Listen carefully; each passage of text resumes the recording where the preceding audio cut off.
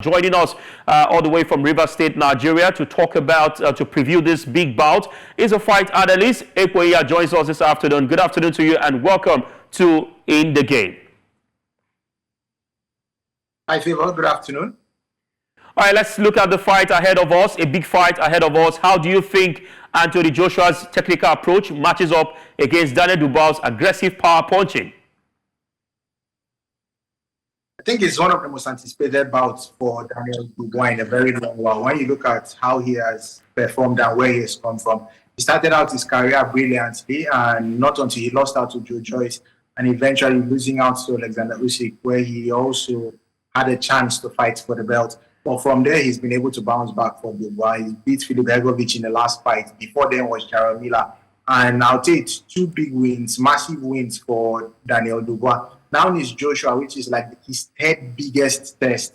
But for Anthony Joshua also is on the road to redemption. When you notice that he lost to Andy Ruiz, got back in winning ways to fight, and then now again lost out to Alexander Usyk twice, and he's trying to fight his way back. But you look at his last two bouts, a lot of people don't think that it's the best of Anthony Joshua because he fought an MMA fighter that's not well known for boxing. And then also his victory before Francis Ngannou was against Otto Wallin. So we look at that and it's still skeptical for Anthony Joshua. But I think it's going to be a massive fight for Dubois and also for Joshua, because if he loses here, talking about Anthony Joshua, it could just be the end of his career. And then for Daniel Dubois, he needs a win because also if he loses, we could be saying he could also be on a downward trajectory.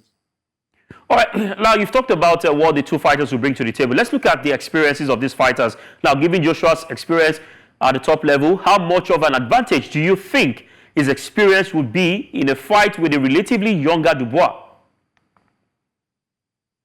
It really does matter because he has stepped up when he needed to the most. His victory against Vladimir Klitschko is one everybody will always talk about. And also forgetting that he went down at the Wembley Stadium, the same venue for this very fight.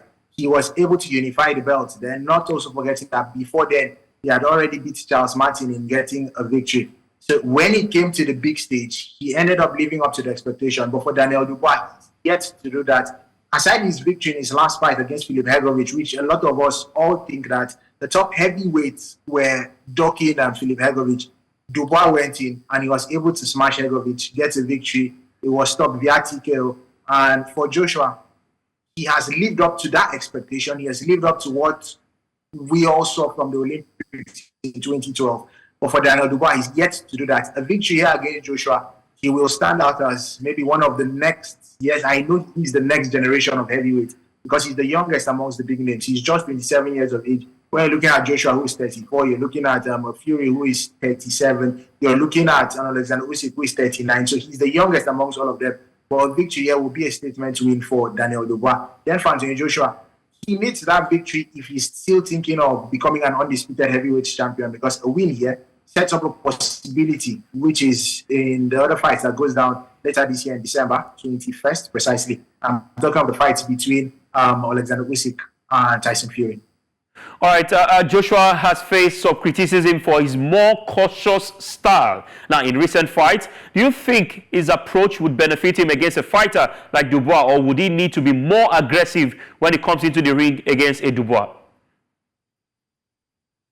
He's found the best trainer at this moment, because when you're looking at what Ben Davison has done with Anthony Joshua, he's become the best Joshua we've had. After the Olympics, he was unbeaten for a very long while, not until he lost to Andy Ruiz Jr., bounced back again, and then lost to Alexander Usyk twice. But he's found the best trainer in Ben Davison. Also, Davison was a former Tyson Fury's trainer. But when you also look at how Joshua fights now, if you want him to be explosive, he will be. And that was the Joshua we had in the early stage of his career. He came in at some point to show that he was not just in there for the knockout, and he was also in it to show that he's an Olympian and he knows how to box. Eventually, he ended up losing out to Alexander Usyk, who's a much better boxer than him. So whichever way you bring it into the ring for Anthony Joshua, you expect him to give you what's the best way or the best victory for himself. If he wants to be explosive, he will bring it in an explosive manner, which we saw against Francis Ngannou. Inside 2 rounds, he got that victory. If you want to go the boxing way like Alexander Usyk, it still depends on that of Anthony Joshua. But a lot of people are want Joshua to win via knockouts because it's the heavyweight division. It's one punch. He could send anybody down to the ground, and that's what they want. If Joshua does that, I think we might all be hearing, oh, Joshua is back to his very, very best.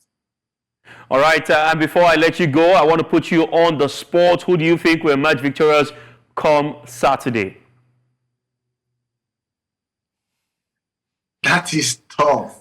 But I don't see it going beyond 9 rounds. I'm going between 6 to 9 rounds, between round 6 and round 9. Knockout Anthony Joshua. So you're saying Dubois will knock out Anthony Joshua, or Joshua will knock out Dubois? Joshua knocks out Dubois between the 6 to 9 round. All right, we wait to see if your predictions come through on Sunday morning. All right. Interestingly, I must say thank you to you, Ekpo Nya, for your quality time, and we hope to have you more in subsequent edition of the show. Thank you. It's been a pleasure for you.